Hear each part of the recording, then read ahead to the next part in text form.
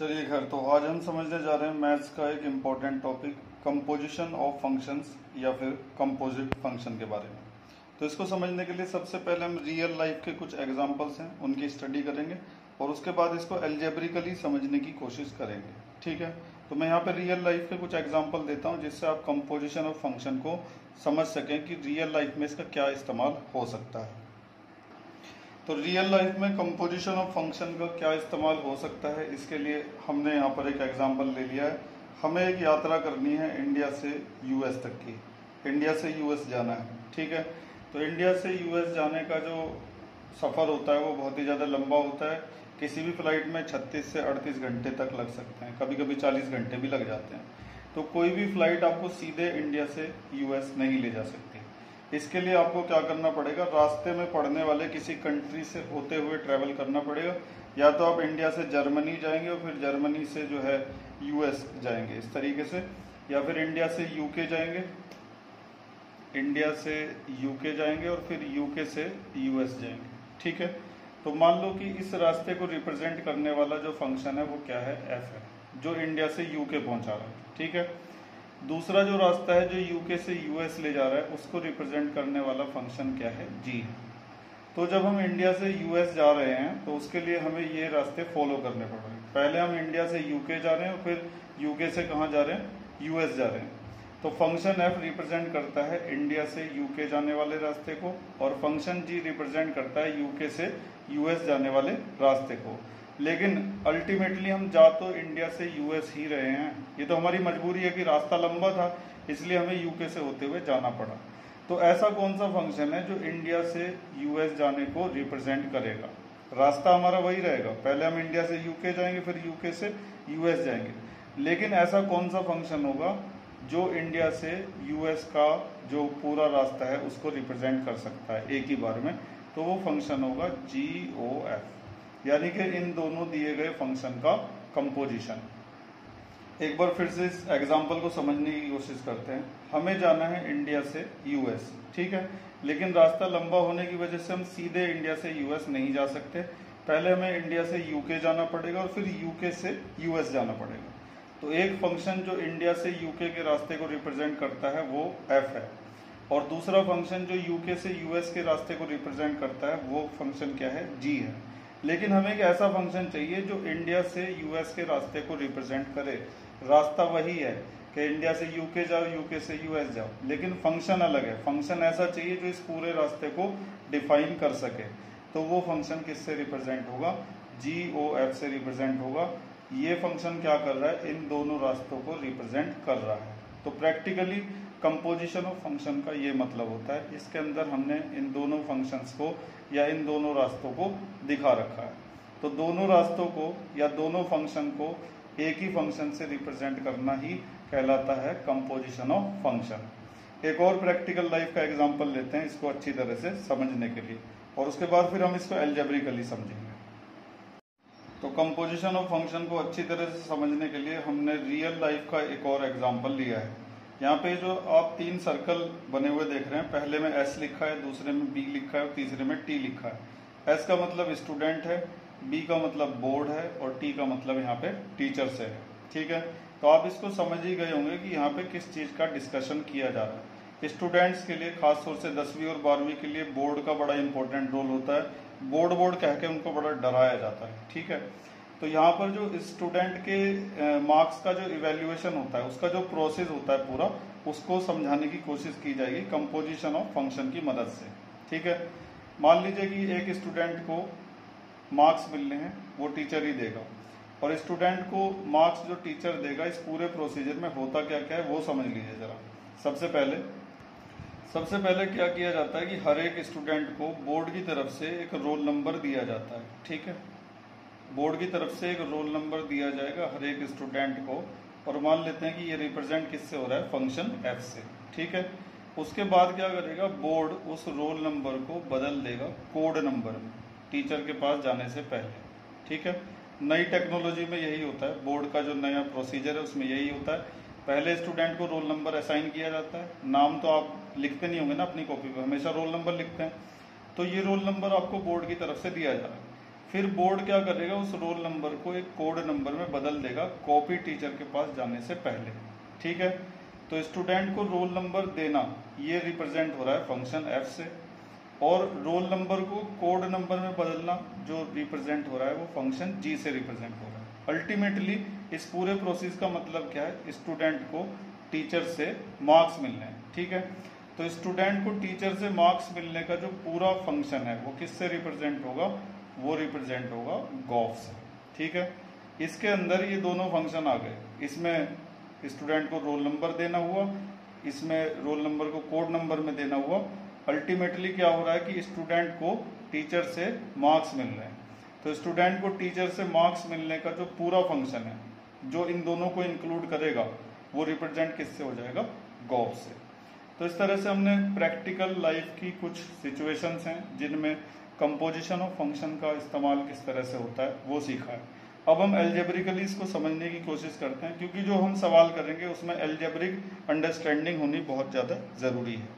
तो algebraically composition of function को समझना शुरू करते हैं। चलिए खैर, तो अब फंक्शन के जो कंपोजिशन है उसको एल्जेब्रिकली समझने की कोशिश करते हैं। ये डेफिनेशन है हमारी बुक एनसीईआरटी में लिखी हुई है, समझते हैं इसको क्या है। Let F B a function from A to B. F एक फंक्शन है जो ए और बी के बीच बना हुआ है, ए उसका डोमेन है और बी क्या है, को डोमेन है। उम्मीद है कि आप डोमेन और को डोमेन को अच्छी तरह समझते होंगे, 11th क्लास में भी आपने इनके बारे में पढ़ा है। तो एफ एक फंक्शन है जो ए और बी के बीच बना हुआ है, जी दूसरा फंक्शन है जो बी और सी के बीच में बना हुआ है। ठीक है, ये दो फंक्शन है। Then the composition of F and G denoted by G O F, यानी कि गॉफ। ठीक है, एफ का और जी का जो कंपोजिशन है वो किससे डिनोट किया जाएगा, गॉफ से डिनोट किया जाएगा। Is defined as the function g of A to C. इसको अगर हम वही प्रैक्टिकल एग्जांपल लेके समझने की कोशिश करें तो शायद हम इजीली समझ पाएंगे। ठीक है, तो रियल लाइफ का वही एग्जांपल लेकर इस डेफिनेशन को समझने की कोशिश करते हैं। एफ वो रास्ता है जो इंडिया से यूके तक का जो सफ़र है उसको रिप्रेजेंट करेगा। जी वो रास्ता है जो यूके से यूएस तक का सफ़र जो है उसको रिप्रेजेंट करेगा। लेकिन इस पूरे सफ़र को रिप्रेजेंट करने वाला जो रास्ता है या जो फंक्शन है वो किससे रिप्रेजेंट होगा, गॉफ से, इंडिया टू यूएस। ठीक है, जा तो हम बीच में यूके भी रहे हैं, ये देखिए बी जो है वो किसको रिप्रेजेंट कर रहा है, यूके को, लेकिन गॉफ जो है वो रिप्रेजेंट करेगा किसको, इंडिया टू यूएस को। इंडिया से यूएस गए यूके होते हुए उसको रिप्रेजेंट करेगा कौन, गॉफ। ठीक है, तो काफ़ी कोशिश की गई है आपको समझाने की कि कंपोजिशन ऑफ फंक्शन क्या होता है। रियल लाइफ के एग्जांपल भी दे दिए हैं, साथ में डेफिनेशन भी दे दी है। गॉफ को रिप्रेजेंट सही से इस तरीके से किया जाता है, gof X is equal to G F X. ठीक है, और ये डायग्राम मैंने आपको पिछले पेज पर समझा ही दिया था। अब हम कुछ सवाल करेंगे ताकि चीज़ों को और अच्छी तरीके से समझा जा सके, तो बने रहिए। तो कंपोजिशन को समझने के लिए अच्छी तरह से हमने एक एग्जाम्पल यहाँ पे ले लिया है, हमारी बुक का एग्जाम्पल नंबर 15 है।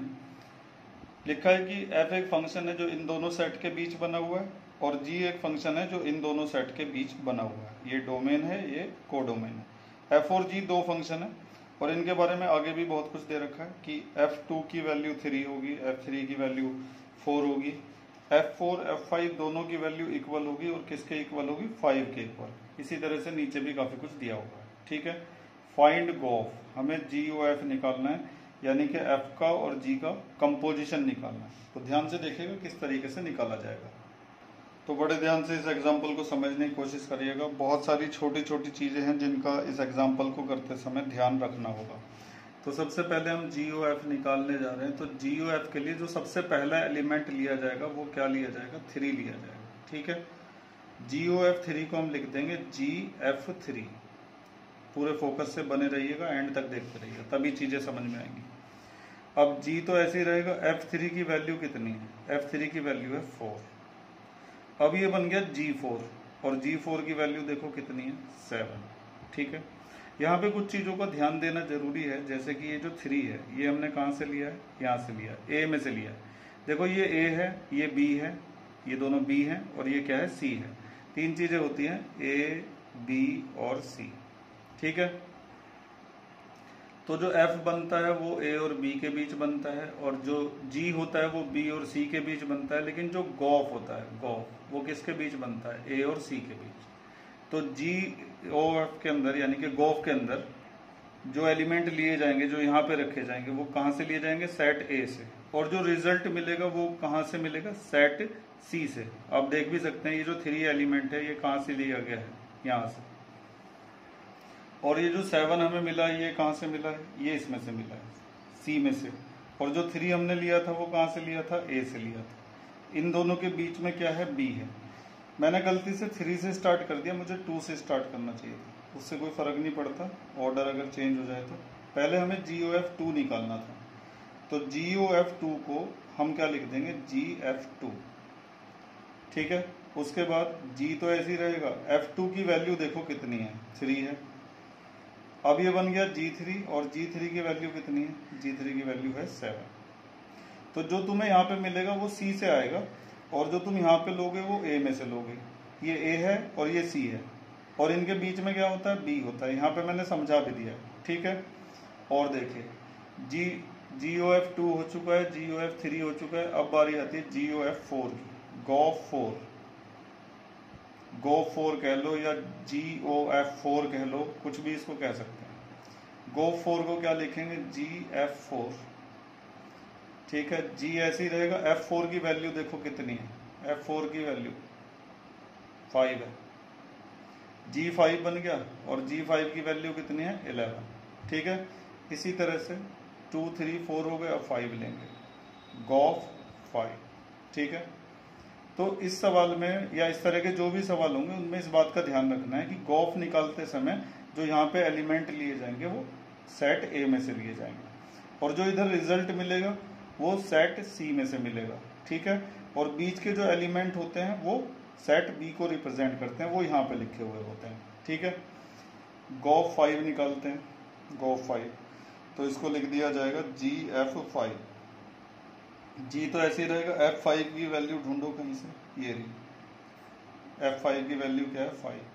अब फिर G5 आ गया, और G5 की वैल्यू कितनी आ गई, 11। और बस हमारा सवाल कंप्लीट हो गया, यही निकलना था। तो इस एग्जाम्पल में कुछ चीज़ों का ध्यान रखना था। जब हमें तो उसने बोल दिया गॉफ निकालो, हमें ये नहीं बताया कि यहाँ पे कौन से एलिमेंट लेने हैं। तो यहाँ पे जो आप एलिमेंट लेंगे वो किस में से लेंगे, सेट ए में से। और जो आपको इधर रेंज मिलेगी या जो रिजल्ट यहाँ पे मिलेगा वो मिलेगा आपको सेट सी में से, ठीक है। और ये जो बीच का सेट है इसका इस्तेमाल इन्होंने यहाँ पे करके दिया हुआ है, ठीक है। उम्मीद है कि आप इस एग्जाम्पल को समझ गए होंगे। बेहतर समझने के लिए एक और एग्जाम्पल ध्यान से देखिएगा। इस एग्जाम्पल को जरा ध्यान से समझिएगा। इस एग्जाम्पल में हमें ये भी प्रूव करना है कि गॉफ जो होता है वो कभी भी फॉग के इक्वल नहीं होता, ठीक है। GOF जो है वो FOG के इक्वल नहीं होता, ये प्रूव करना है इस एग्जाम्पल की मदद से। तो सबसे पहले तो लिखा है find gof and fog if FR2R and GR2R are given by fx is equal to this and gx is equal to this, ठीक है। दो फंक्शन है fx और gx, और इनके अंदर हमें गॉफ भी निकालना है, फॉग भी निकालना है। आप अच्छी तरह से अब समझते होंगे गॉफ और फॉग का मतलब इन दोनों फंक्शंस का क्या है, कंपोजिशन है, या फिर इन दोनों फंक्शंस का कंपोजिट है। तो पहले हम निकालने चलते हैं गॉफ को। गॉफ एक्स निकालने हम जा रहे हैं। मान लो यहाँ पे वेरिएबल अगर y होता तो गॉफ y यहाँ पे लिख देते हैं, ठीक है। गॉफ एक्स निकालने के लिए हमें क्या लिखना होगा, GFX लिखना पड़ेगा, ठीक है। उसके बाद G तो ऐसे ही रहेगा, fx की वैल्यू यहाँ पे पुट कर दी जाएगी। fx की वैल्यू क्या है, cos x, ठीक है। अब ये बन गया g cos x। gx अगर 3x स्क्वायर है तो g cos x क्या हो जाएगा, cos x का स्क्वायर। सीधी सी बात है, देखो यहाँ x है तो वहाँ 3x स्क्वायर है, तो यहाँ पे x है तो वहाँ पे हो जाएगा 3x स्क्वायर, ठीक है। एक और चीज़ है कि ट्रिगोनोमेट्रिक फंक्शन जो होते हैं उनके स्क्वायर को ऐसे भी लगाया जा सकता है। तो गॉफ तो निकल गया। अब इसके बाद बारी आती है फॉग की, फॉग एक्स। तो जैसे गॉफ एक्स को लिखते हैं GFX, ऐसे ही फॉग एक्स को क्या लिखेंगे, FGX, ठीक है। उसके बाद F तो ऐसे ही रहेगा, GX की वैल्यू पुट करो, GX की वैल्यू कितनी है 3x स्क्वायर। अब इसको ऐसे रीड करेंगे एफ एक्स, तो एफ एक्स को क्या लिखा जाता है, कॉस एक्स लिखा जाता है। एफ एक्स को हम लिखने वाले हैं कॉस और एक्स, ठीक है। इस तरह से फॉग भी निकाल दिया और गॉफ भी निकाल दिया। तो क्या आप ये देख पा रहे हैं कि जो गॉफ है वो 3 cos स्क्वायर एक्स है और जो फॉग है वो cos 3x स्क्वायर है। क्या ये दोनों इक्वल हैं? बिल्कुल भी नहीं है। तो क्लियर होता है कि गॉफ जो है वो फॉग के इक्वल नहीं है। तो इस एग्जांपल में हमने समझा कि गॉफ जो होता है वो फॉग के इक्वल नहीं होता, ठीक है। अब आप अपनी जो एक्सरसाइज है, जो चैप्टर 1 की एक्सरसाइज है 1.3, उस एक्सरसाइज के शुरुआती 4 सवाल इजीली कर सकते हैं। और अगर आपसे नहीं हो पाते या कोई प्रॉब्लम आती है तो अगले लेक्चर का इंतजार करिएगा, उसमें मैं वो सवाल आपको करवा दूंगा। उम्मीद है कि सब समझ में आ गया होगा, और अगर कुछ कमी रह गई है तो कमेंट्स में ज़रूर लिखा करें ताकि अगली वीडियो में उसका सुधार किया जा सके। और कोई प्रॉब्लम भी आती है तो भी आप मुझे कमेंट्स में लिख सकते हैं या फिर मुझे व्हाट्सएप मैसेज भेज सकते हैं मेरे नंबर पर। डिस्क्रिप्शन में मैंने नंबर दे रखा है, ठीक है। और अगर आपने चैनल सब्सक्राइब नहीं किया हुआ है तो सब्सक्राइब ज़रूर कर लीजिए ताकि समय समय पर आपको मैथ और साइंस की इसी तरह की इंफॉर्मेटिव वीडियो मिलती रहे। Thank you.